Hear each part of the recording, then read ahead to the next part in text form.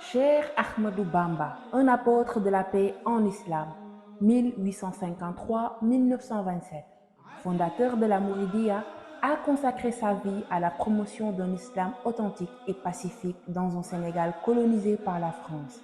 Son engagement envers le service de l'humanité sans distinction s'est manifesté par la transmission du message prophétique à sa génération et aux suivantes.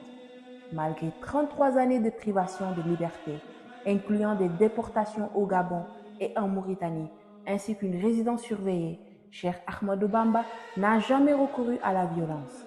Face aux accusations de djihad armé, il a affirmé mener un djihad pacifique, utilisant la science et la foi comme armes.